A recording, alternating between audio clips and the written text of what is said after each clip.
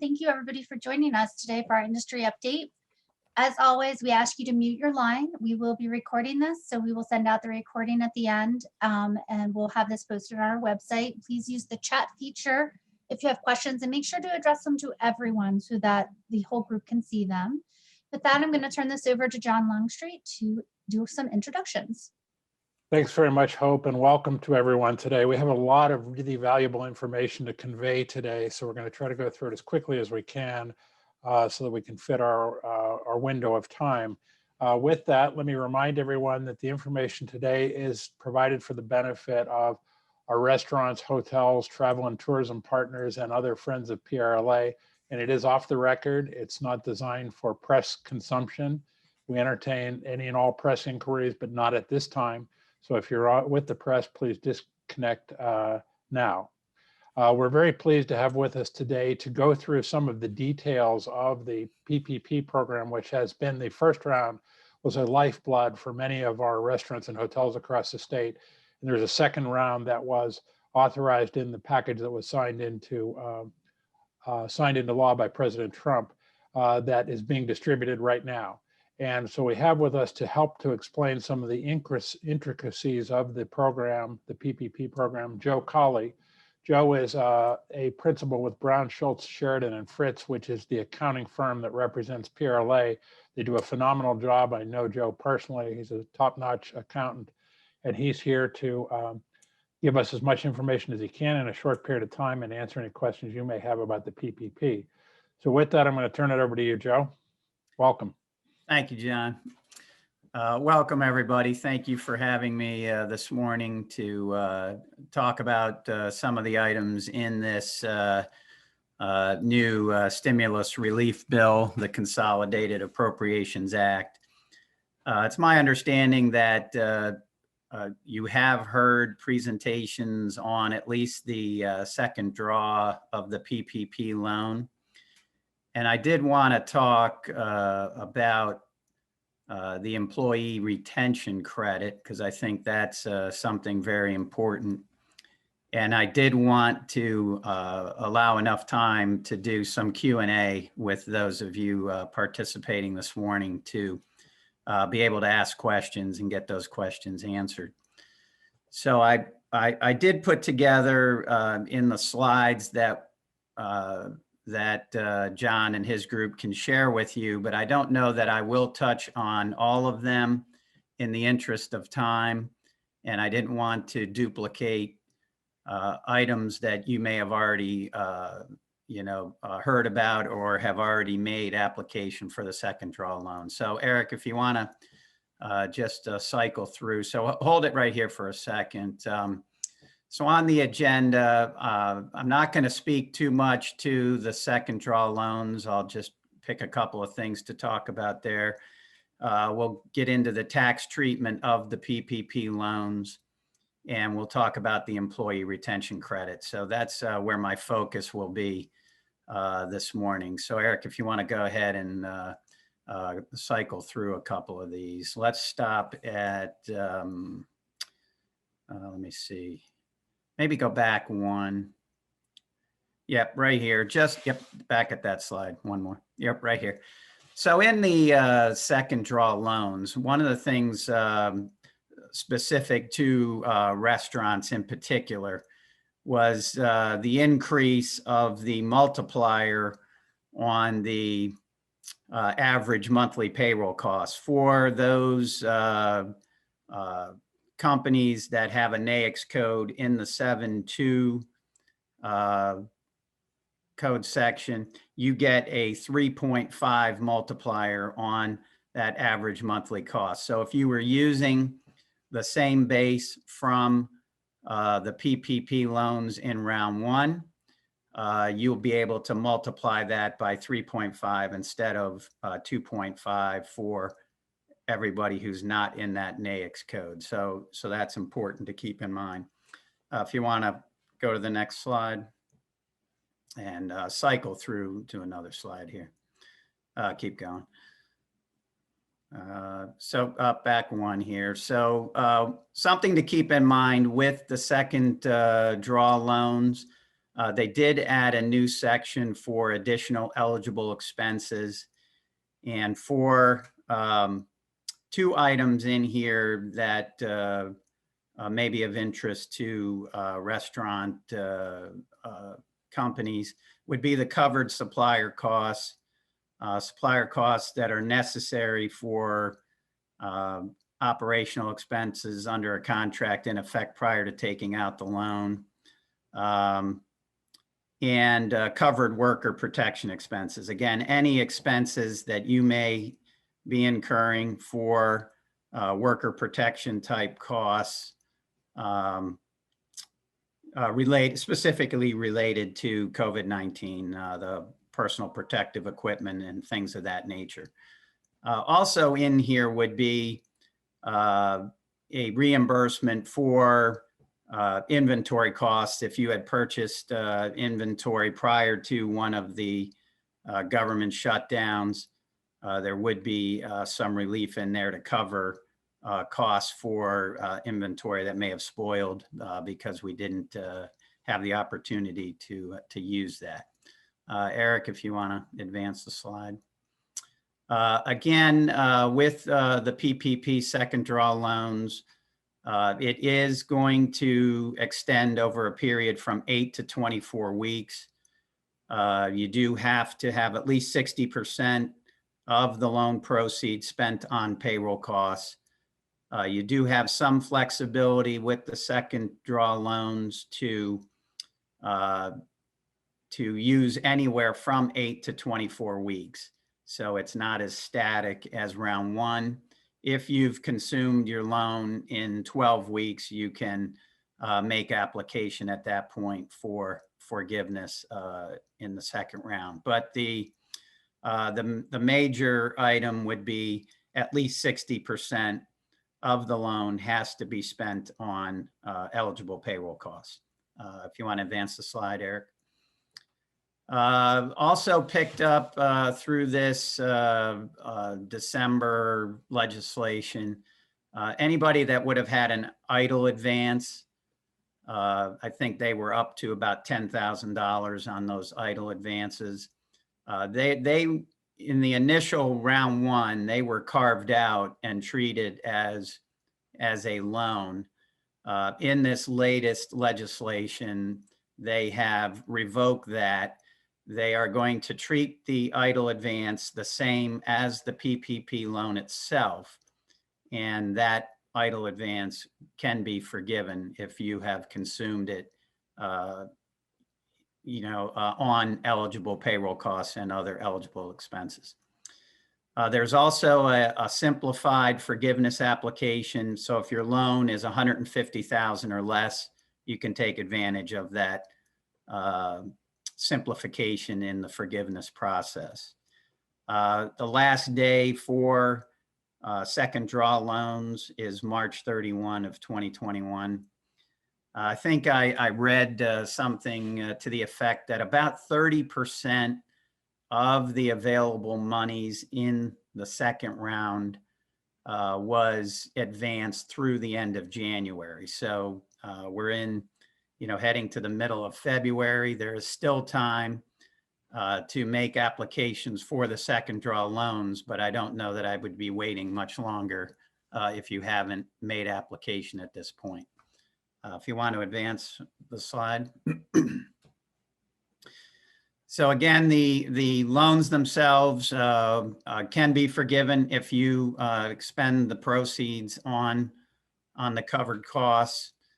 There was concern from the first round of PPP that the IRS was not going to allow recipients of the PPP loans to deduct the expenses related to those loans.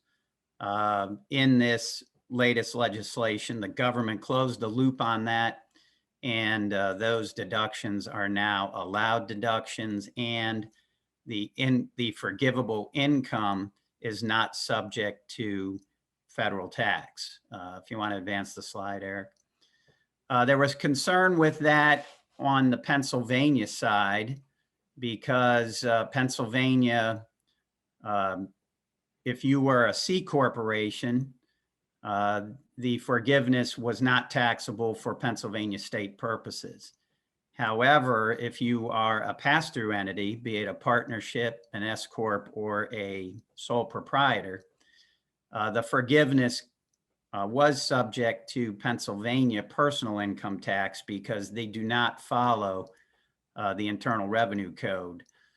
That has since been changed recently, where Pennsylvania legislation was passed where PPP loans to pass-through entities will not be subject to tax in Pennsylvania. So that's great news for everybody. The federal and state treatment will be identical. None of the forgivable amounts will be subject to income taxes. So if you advance the slide.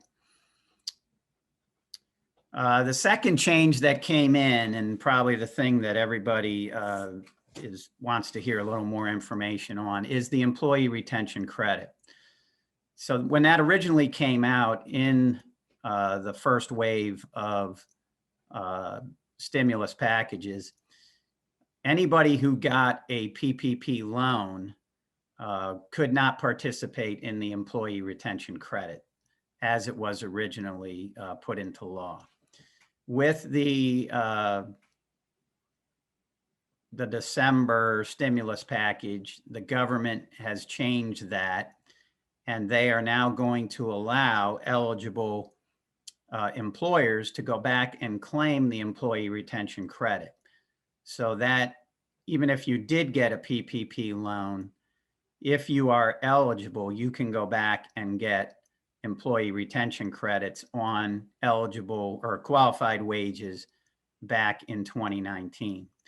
Now, the key here is that with these qualified wages, you're not allowed to double dip. So if those wages were part of your first draw on the PPP loan, you cannot use those wages towards employee retention credit. But since this can be available to a lot of taxpayers for wages paid in 2019, there may be opportunity for wages in excess of what was covered in that PPP loan in round one. So to be eligible for the employee retention credit, we're looking for at least a 50% or greater reduction of gross receipts comparing 2020 quarters to 2019 quarters. And also another way to qualify is that the business was shut down or suspended by government order. And that occurred twice for those in the restaurant industry. It occurred in April as well as December. So if you were shut down under government order, that will qualify you as well, even though you might not have the 50% reduction in gross receipts. Once you qualify in a quarter, you will qualify in the following quarter until your gross receipts in the following quarter are greater than 80% of the gross receipts from the comparable quarter from the prior year. If you want to advance the slide there, Eric. So what qualifies here? The credit that we're talking about is a 50% credit on up to $10,000 of qualified wages per employee. So for 2020, that would be $5,000 per employee. That's the maximum you can get in this credit. If you have 100 full-time equivalent employees or less, the qualified wages are any wages that you paid to that employee during the quarter that you qualify, quarter or quarters. So for most companies, that could be 2 quarters and potentially 3 quarters of 2020 where you could be eligible for this credit. If you have over 100 full-time equivalent employees, you can only claim this credit on qualified wages paid to employees while they were out of work. So you were paying them even though they weren't working. Those wages would be eligible wages for this credit. You can claim this credit by claiming them on your fourth quarter 941. Now, the fourth quarter 941 was due by January 31 to the IRS, but you can amend that form and claim these credits. So if you're listening to me today and you think you qualify, don't panic. You can, do the calculations. And I believe that you can calculate the employee retention credit for all of the quarters that you were eligible for it in 2020 and claim it in that fourth quarter 941. So it can all be accomplished through amending just the fourth quarter 941. If you'll flip to the next slide. So again, now what they also did with this employee retention credit, it was supposed to expire at the end of 2020. They've now extended it for the first 2 quarters of 2021. So it's now extended to June 30 of 2021.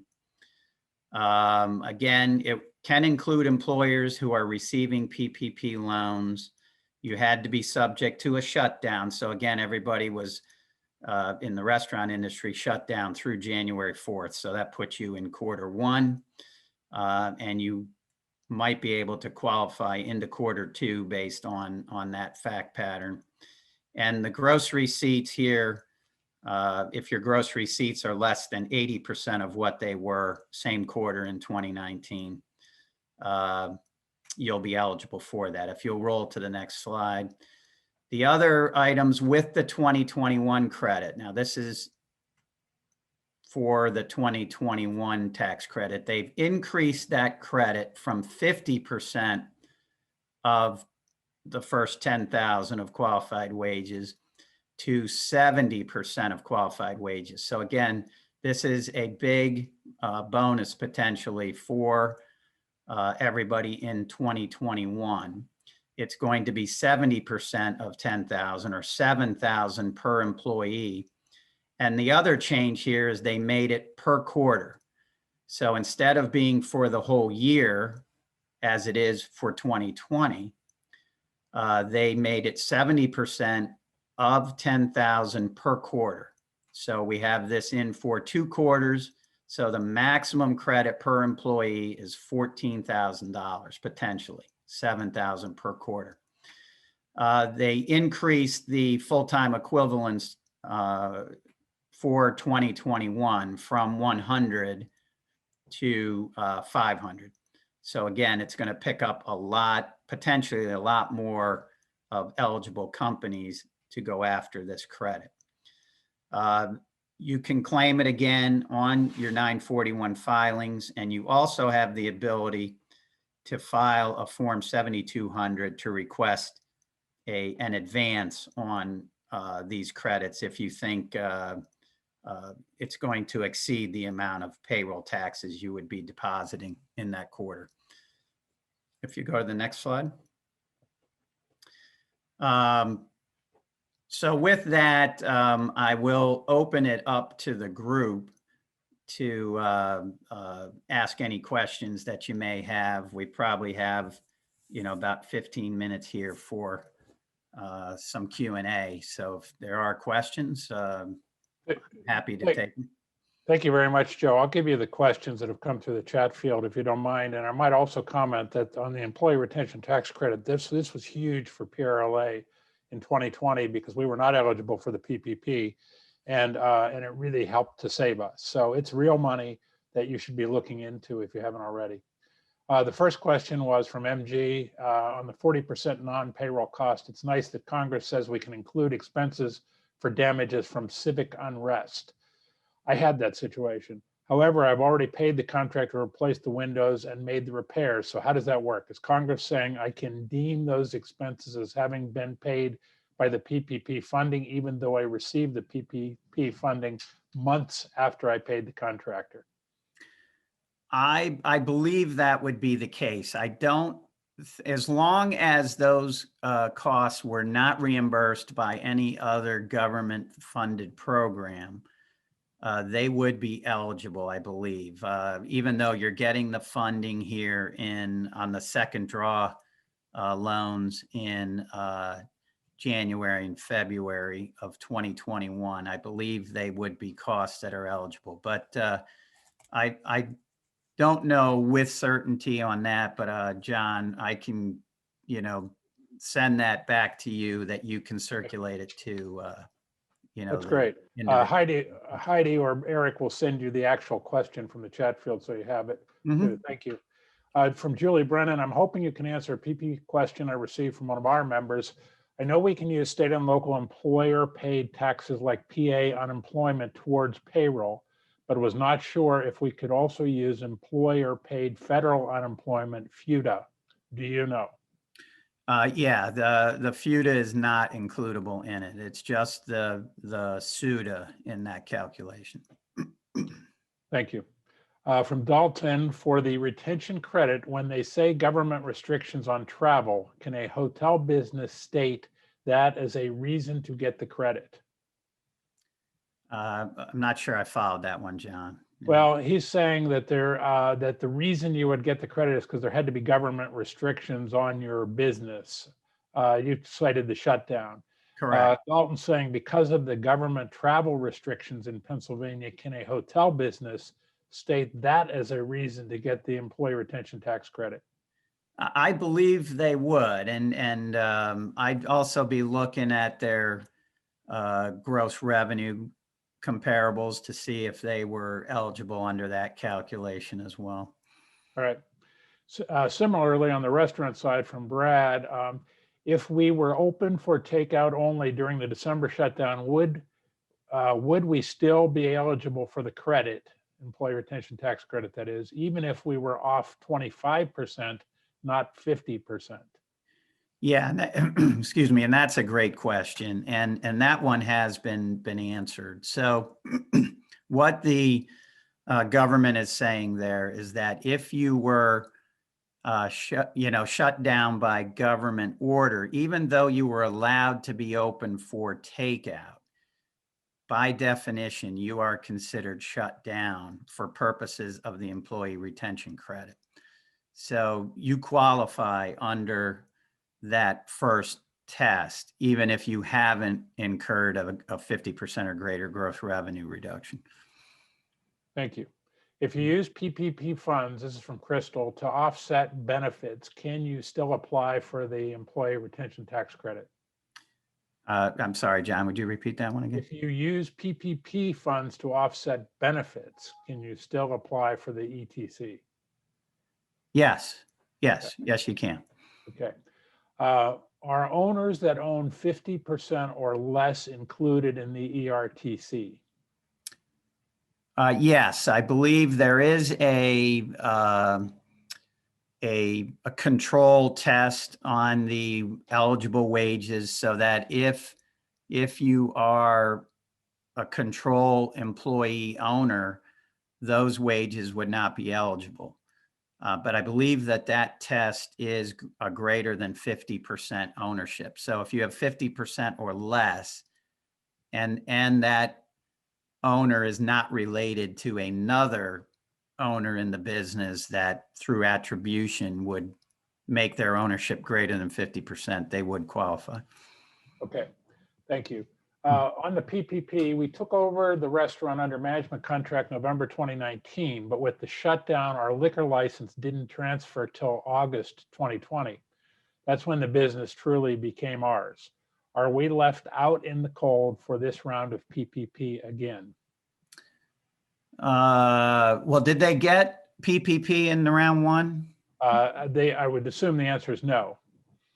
I believe you have to have qualified for a PPP loan in round one but as part of this second round, those that did not get a PPP loan in round one could make application for a PPP round one loan through this December legislation. So we'd have to take a look at the facts there and see if there is a opportunity for them there.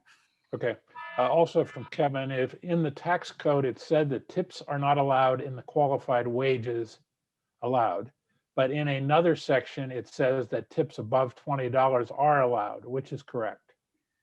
I believe if they are included in the wage, they would be eligible. So if those tips are in their wages, I think they are qualified wage for the calculation. But again, that's one, John, we'll get a definitive answer on that. So in other words, you're saying if it shows up on the paycheck, then it would be qualified, probably. That's correct. Yeah. All right. My business opened May, this is from Sean, 2019. So my average monthly payroll cost should be divided by 8 to get a fair average of normal operating conditions. My lender insists that they have to divide by 12, which makes my loan amount less than the first round of P3, which is 3.5 versus 2.5. Using the 2020 average is even worse because of the shutdown. I cannot believe this is how the second round of P3 is meant to work. Do you know if they are right or wrong in insisting they must divide the full year average versus an 8-month average? I can't get them on the phone. It's a huge cut of what I feel my business is entitled to receive. That one, I do not know with certainty the answer. I would hope that there'd be a way to annualize it to the person, to the point the person's making with that question. But I don't know that for sure. We can probably get an answer for you on that one as well. We'll send you that one too. And if not, maybe Heidi can use her contact at the regional contact at the SBA and get an answer, but we'll send that over to you. Mm-hmm. Okay, back on the 40% non-payroll costs. I had heard that perishables are part of the allowed use of funds. If true, that's very helpful for restaurants because we buy a lot of perishables. I did not see perishables on your slide regarding use of funds. Am I misinformed about perishables? No, that was what I was trying to make the point on. Perishables are included. I think it's in the supplier cost area of the slide I was talking about, but it is specifically added to help restaurants specifically for costs that they, for damaged or obsolete inventory as a result of some of these closures by the government. So it's not for any inventory, it's essentially for wasted inventory. I believe that's correct, yes. Okay, from Roy, this came up in the first round of PPP. I think he's looking to see if it's still the case. So an owner of a business still can't use PPP funds to pay rent if the owners own the property. In other words, pay rent to themselves. Yeah. Okay. It's still ineligible. Yeah, that's correct. But I think if in lieu of the rent, because what you might want to take a look at is if the related leasing company has a mortgage on that property, that mortgage interest would be eligible in lieu of the rent. They should look at mortgage interest then if they have that case. Yeah. Great, thank you. In the same pay period, I think this may be the last question, can some of the wages be used for the PPP and other wages be used for the ERTC as long as you don't double dip? Yes. Wait, let's say that one again, John, make sure. In the same pay period, can some of the wages be used for PPP and other wages be used for the ERTC as long as you don't double dip? Yeah, that is correct. But I think what you have to be careful of, and I'll have to circulate this out to you as well. I think, there may be an ordering process to it. So the PPP funds, when they came in, had an 8-week shelf life to it originally, and it was going to be for payroll incurred over that initial 8-week period. And then it got expanded from 8 to 24 weeks. So it's probably going to be, you're going to have to use your payroll costs as incurred first towards the PPP loan forgiveness, and then anything that exceeds the PPP loan can be used in this employee retention credit calculation. Very good. Joe, thank you so much for being with us today. And as we said, we'll get those few other questions to you. And for everyone on the line, if something comes up later that wasn't covered, as always, just send it to us and we'll find an answer one way or the other for you. Joe, thanks again for your support. Appreciate you being with us today. Oh, you're welcome, John. Okay, I'm going to continue on today and then turn it over to Melissa. I'm going to do a brief federal update. And let me start with a couple of comments on the PPP. I'm not going to give you a full update because Joe did an exceptional job in covering it today. But there are two issues that we've been facing that some prospective borrowers have been facing that I wanted to let you know that our friends at the National Restaurant Association and the AHLA are working on. One is there's been a wariness in for applications if for round two, if round one has not been totally resolved yet. Sometimes round one hasn't been resolved through no fault of the recipient, just because of the government. They're working to get that handled and treated better so that you don't get shut out on round two if you had round one that's still not resolved. And also, as you know, in addition to gaining the 3.5 times average monthly payroll, the National Restaurant Association and AHLA as our partners also got it included that there's a 300 employee cap, but for the restaurant and hotel business, it's 300 employees per unit, not for the entire company as it is for other industries. And one of the things that's been happening there is some of those that have over 300 employees combined between units, but only 300 at a unit, are getting kicked back. And we're working on making sure that doesn't happen anymore either. It's a misunderstanding of the rules by some of the processors. So I wanted to give you an update that those two things were happening. I wanted to give you a brief update of what's happening in the $1.9 trillion COVID package that's being considered in the Senate right now, with the wording that's been sent over now from the House. And a couple of important updates I think that I'd like to cover. One is that, and the first bullet point here deals with that, and we're now calling it the Unified Restaurants Act of 2021.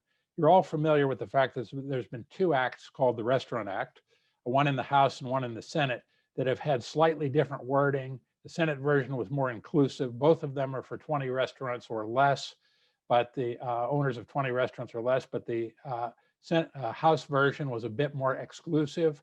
And the fact that the two bills were not quite in sync has been a drag on getting anything done. Thankfully, through our work at our partners at the National Restaurant Association on Friday, Senator Wicker and Sinema and Representatives Blumenauer and Brian Fitzpatrick from here in Pennsylvania formally introduced the Restaurants Act in the 117th Congress, receiving a 90-10 vote in the Senate supporting a budget amendment for this. And the difference is that now it's one act and it agrees in all of the terms, and it's more inclusive rather than exclusive. That's very positive in getting something moved forward. Do we think the $120 billion will move forward as a standalone legislation? Probably not. But the Senate has definitely said that it's looking favorably on legislation like this. Consequently, there is currently in the House text that was sent to the Senate in their reconciliation bill for the $1.9 trillion, there is something called the Restaurant Recovery Fund, which is $25 billion, not 120, but 25, certainly a nice start, which basically mirrors the language that Senators Wicker and Sinema and Blumenauer and Fitzpatrick have now agreed on. So that is in the text right now. So that's a very positive development for the industry as we work through this $1.9 trillion package in the Senate. As you know, it's being considered under reconciliation as a budget item, which means it only requires a simple majority, 51 votes instead of 60 votes. Normal legislation requires 60 votes in the Senate. And that there's no question in anybody's mind that that could be included in that. What there is a little bit more question about is the Raise the Wage Act. That's the $15 minimum wage and elimination of the tip credit. And I will tell you that currently the House text that went over to the Senate for the reconciliation bill of 1.9 trillion does include the Raise the Wage Act. So it's very important that we continue to engage with our legislators about the Raise the Wage Act, in particular, the elimination of the tip credit. Everywhere where the tip credit has been, there's been an attempt to eliminate it, particularly in this part of the country, Maine, Michigan, Washington, D.C., and others. It's been devastating to tipped employees. They've seen a significant decline in tips or loss of tipped wages, and consequently, in each case, it's been overturned, usually by the tipped employees. It's a valiant and righteous battle for us to be fighting. So please look at our updates for the toolkit on how to engage tipped employees. Will the Save the Wage Act stay in this bill to be considered under reconciliation at the Senate? Senator Schumer has indicated that he's working with the House or the Senate parliamentarian right now to figure out a way to include it in reconciliation, even though President Biden has said it may not be appropriate to consider it under reconciliation. Senator Schumer is insistent that he can get it done under reconciliation. So the way that it wouldn't make it into the $1.9 trillion package is either there wasn't enough support for it, and there's clearly some issue with $15 minimum wage throughout the country where the cost of living is much, much different in some areas than others. But there is still a misunderstanding of the elimination of the tipped wage, and that's why it's so important that you get involved. So there's one of two ways it won't be included: either that they ultimately can't come to agreement that it is truly a reconciliation item, that it really affects the budget, or secondly, they don't think there's enough support for it and they pull it out.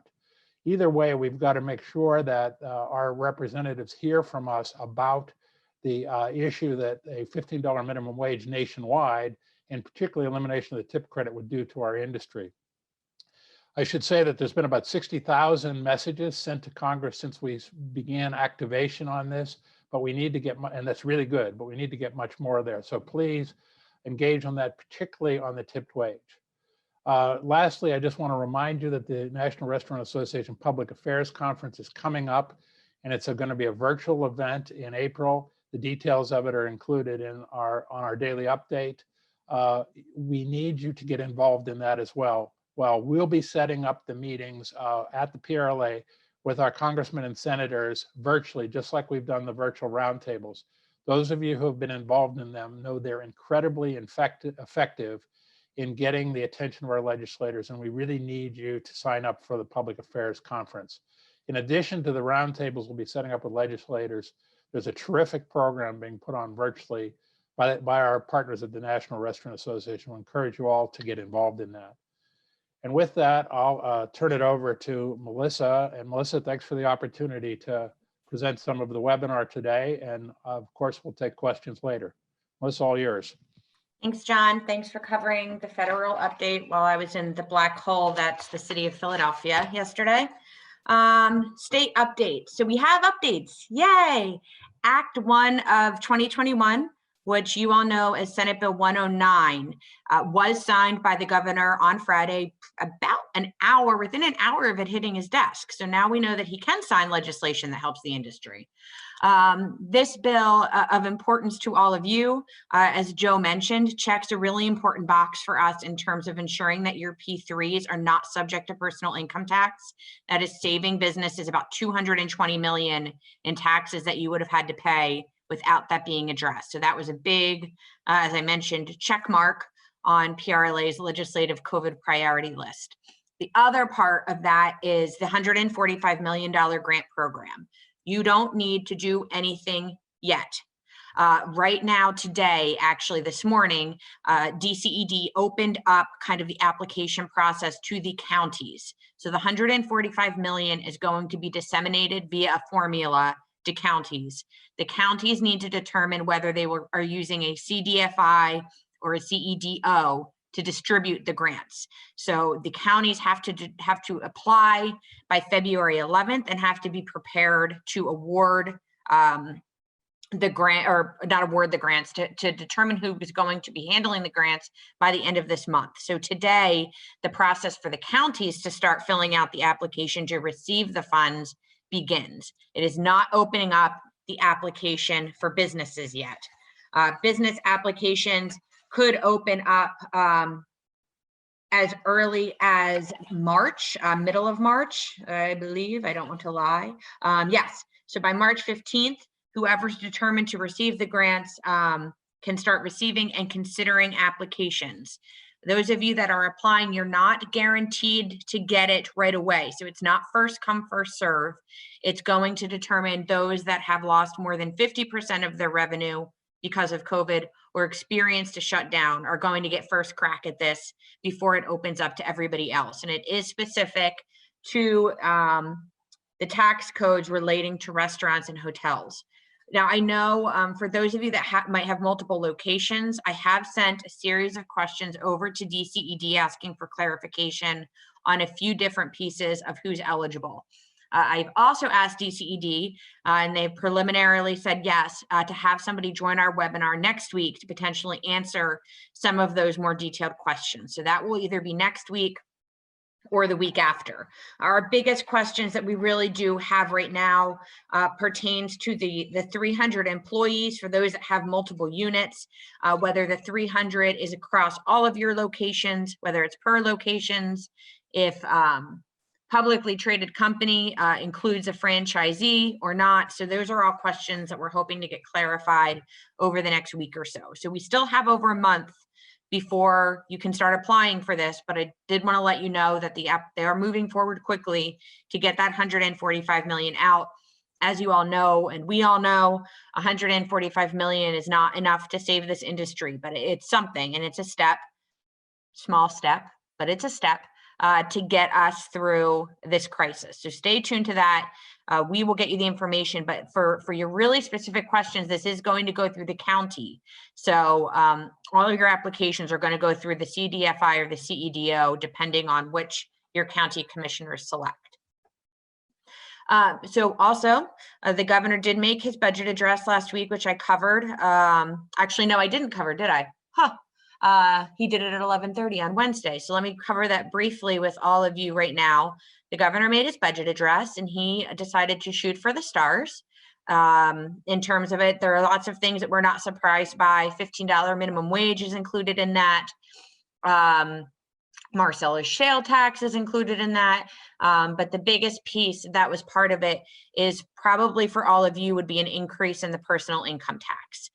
He's moving forward and presenting a new formula that would allow for a decrease in PIT for low income individuals, but an increase in PIT for individuals. I think if they individually start going over $40,000 individually, if you're over 82,000 in a family of 4, you'll start to see an increase in your PIT.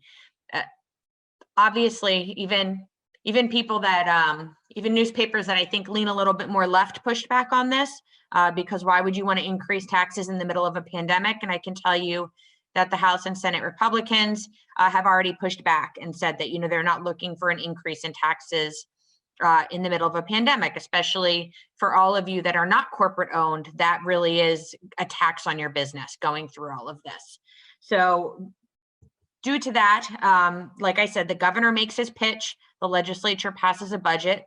So budget hearings are beginning, which means they're stacked a little differently, but it's really PRLA's opportunity, because, I don't like to take days off, for when the legislature is not in session to start asking questions of specific departments within the governor's administration. So Department of Labor is going to be testifying before the Appropriations Committee. LCB is going to be testifying, Department of Revenue. So all of those departments that we kind of want to ask questions and get a feel for how they're planning to move forward on certain COVID-related items and other items of interest, PRLA will be working through asking legislators to ask those questions for us during these budget hearings. So we're in a bit of a legislative break. The Senate will be back at the end of the month, but for right now, we're really focusing on what that budget will look like and making sure that budget doesn't include anything that could hurt all of you as we're working through the COVID pandemic. To that end, PRLA, and thanks if any of them are on this call, has been scheduling meetings with our newly elected freshman legislators.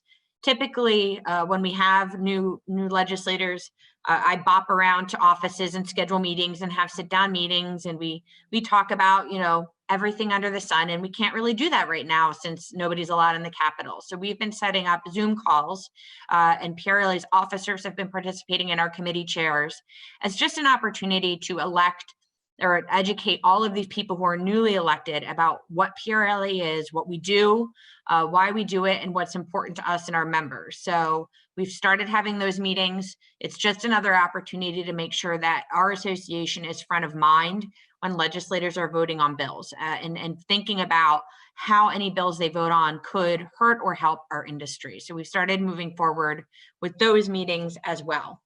And we'll be doing those over the next few weeks, and then segueing into our legislative roundtables, which will begin in March. So stay tuned for that as well. Next slide. Philadelphia. Philadelphia has decided that they will let restaurants open to 50% capacity, but with extra things to do because it's Philadelphia. PRLA has been part of a restaurant working group with the city over the past few weeks to try and develop guidelines to get our restaurants in the city open to 50%. The city decided that the only way they would agree to do that is to create certain HVAC standards that restaurants need to meet in order to reopen to 50%. They are very convinced that we are the cause of the spread of COVID, despite data proving very clearly otherwise.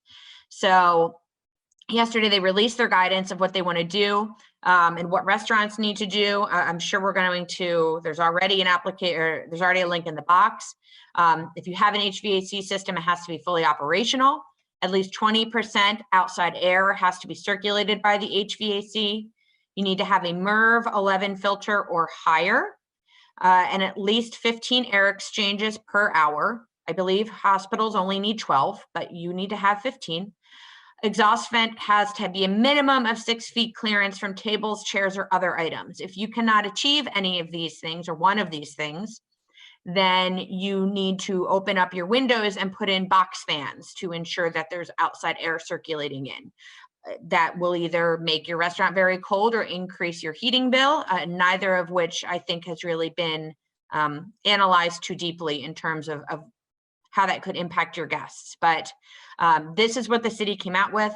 Nowhere else in the country has standards like these. PRLA has made it very clear during the process that there's a reason nowhere else in the country has standards like these, because you can't take a tiny hoagie shop in the middle of a block that has no windows and is 800 square feet and compare it to the 10,000 square foot restaurant in Center City. And that really is a concern of ours, is we don't want anybody to not open to 50% because they just can't pay the cost of having an HVAC expert come in and make these changes for them.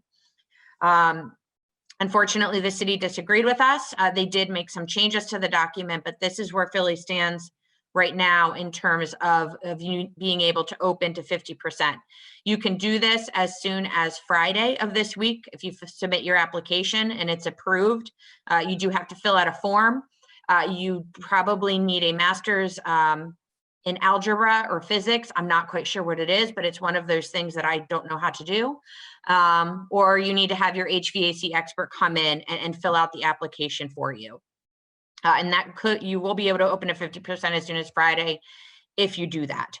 We did ask the city of Philadelphia, what if you are a restaurant and you can't do that? What metrics could you open to 50%? Maybe case counts are lower without needing to do all of this, and they declined to answer that question.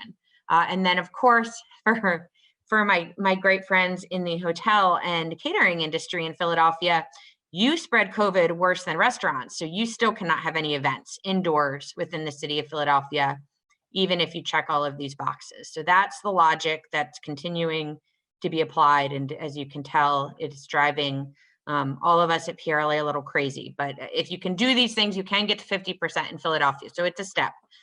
Lots of tiny little steps. Philadelphia is also, I have to read the bill. I'm told that it's going to I believe I was told my head is going to explode. But Councilwoman Brooks is reintroducing emergency paid leave in Philadelphia with significant changes.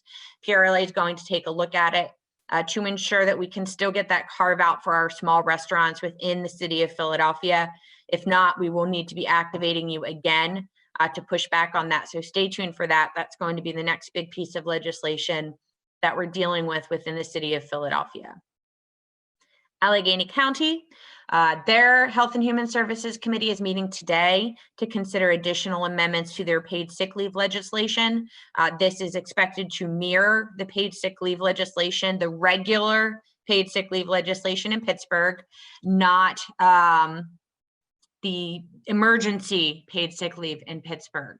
So Allegheny County is expected to consider that. We do not see any effective dates happening during or immediately thereafter the COVID crisis, but this is something that we expect council to pass. So for those of you that are in Allegheny County, but not within the city of Pittsburgh, please stay tuned to updates from us in terms of guidance and what you need to do to be compliant as it pertains to paid sick leave. I'm just plugging along because I see like that noon hour coming. Statewide mitigation. Case counts are going down, or they're just not jumping up like they did before. We're kind of wavering in the 3,500 to 4,200 range, which, as I said, I think before when we were over 1,000, we started flinching, and now I'm like, yay, we're below 5. But case counts are going down, hospitalizations are going down. And therefore PRLA, and I'm jumping to the third item on this for meeting with the administration, PRLA has asked for a meeting with the administration. I touched upon this last week. We believe with case counts being down, with the vaccine being distributed, which I'll talk about in a minute, we should be talking about the next step in reopening our event centers, getting above that 10% for indoor events. I know that we have spring weddings coming up. Also, we believe that we could safely do bar seating again. And I really just want to stop buying chicken fingers with my beer. So we want to talk to them about eliminating the meal requirement as well. We've requested the meeting. The administration says they don't know if they have any updates, but they're happy to meet with us. So we're hoping that upon meeting with them and us showing them what other states are doing in terms of allowing indoor events and allowing safe bar seating and not having a meal requirement, we can push them to make a commitment to start moving forward and mitigating or getting rid of some of those mandates that are on all of you. So that, if we do not move forward with that quickly, within the week with the administration, we're prepared to go some different routes to move this forward. So we are very sensitive and equally as frustrated as all of you are in terms of what you tell your brides and people that are having events in the coming months in terms of what you can and can't do. Vaccines, Pennsylvania is still terrible in terms of vaccine distribution. I believe we're in the top 10 or lowest 10 in the country, top 10 of the worst, lowest 10 in terms of vaccine distribution. Yesterday, the governor did announce a task force for the first time. We're 11 months into this crisis, bringing the legislature into some of the decision-making as it pertains to vaccines. We're still moving very slowly in terms of it. And they are saying that the general public shouldn't expect to be vaccinated until the summer. PRLA, as I said, I don't want to keep on rehashing this. Our industry is in 1C in 66 counties. We're in 1B in Philadelphia. As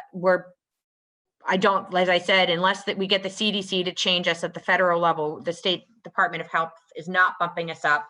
But like I also mentioned before, I think by the time we get to the end of 1B into 1C, we should be vaccinating pretty quickly, but we still have a ways to go as it pertains to vaccines.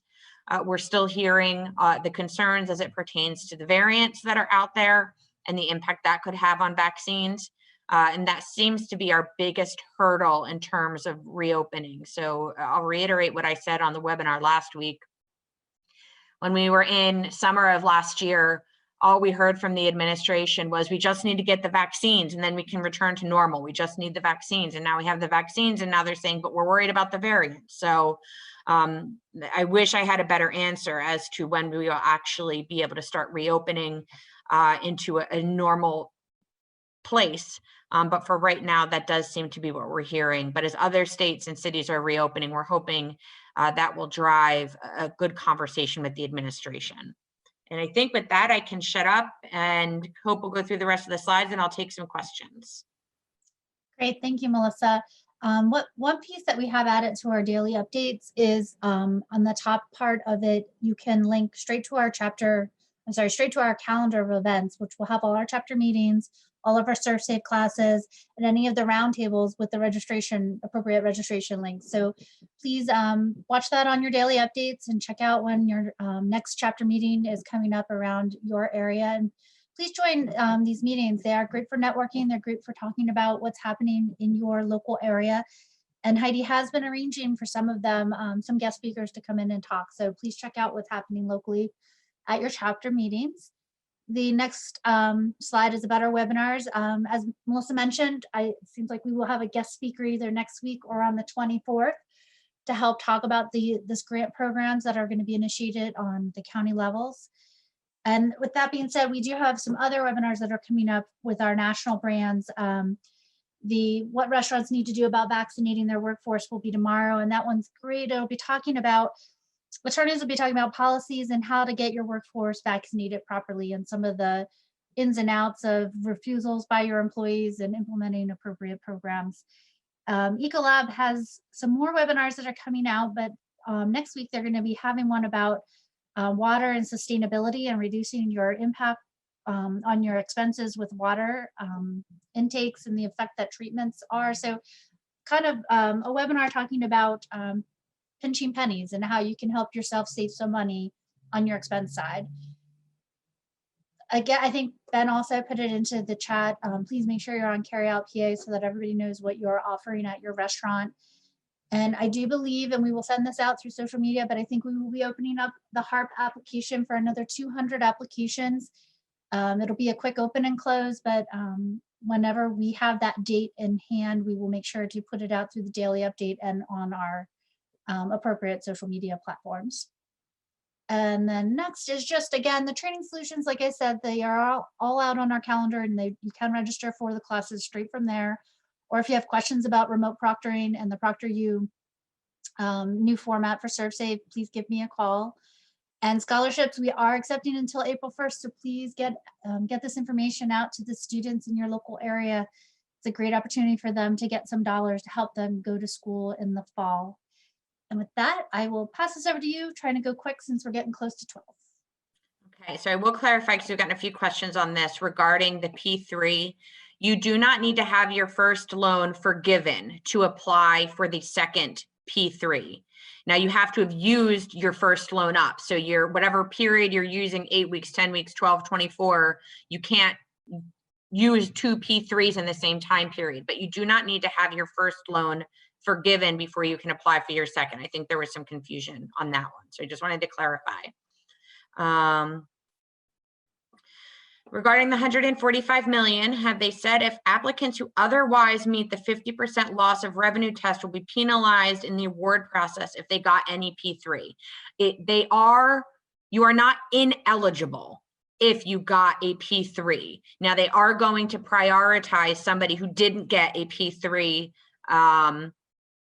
but has the 50% loss. So you're still eligible. It's just that person who might not have gotten any federal assistance might get it before you. Now, keep in mind, it is the grants based on how the county wants to handle it, and it's dependent upon the county. The grants will be between $5,000 and $50,000. So it's not like there's going to be 3 applicants that take every little bit of the county money.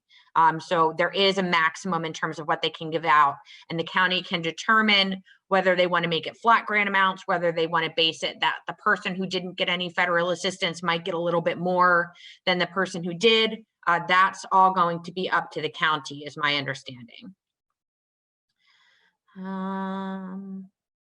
Let's see, lots of links. There's an apology for Philly. I do. I feel like I apologize to my Philly people all the time. Thank you, Michael, for the thank you. 50% opening, Philadelphia opening 50% in the new ventilations, Did they say 50% of what? And is it correct that 6 feet between tables still applies? So it's 50% of your maximum capacity, which I think somebody did answer. You can use barriers in lieu of 6 feet, but you can't go above 50%. Every other rule in Philadelphia still applies. 4 people per table. They have to be of the same household. Your employees have to wear face masks and shields. So it hasn't changed any of the other items. And the state regs still apply too, obviously. No bar seating, any of that. So 50% of your fire code capacity, 6 feet social distancing, barriers in between. If you have barriers that you can use, but you cannot go above your 50% in totality or more than 4 people at a table. And no, you don't need to check driver's licenses to make sure they're all from the same household, but it's just the rule that they have. But you don't, it is not your job to be the enforcer of household people living together. I think a lot of stuff from Ben in here. Melissa, please address outdoor events and festivals that have an open campus setting like in downtowns. If you get that meeting with the administration, we really need more clarity as we move towards April. It seems things mostly address indoor events or outdoor facilities that are gated, not events that are spread through downtown, for an example. We can ask them that. Now, if you have, you know, a walking event through all of the downtown, essentially you're probably going to be fine in terms of space, that you're not going to max out in terms of that. Now you need to ensure social distancing, but we can ask for some more clarification. And I do want to see, there might be a, hold on.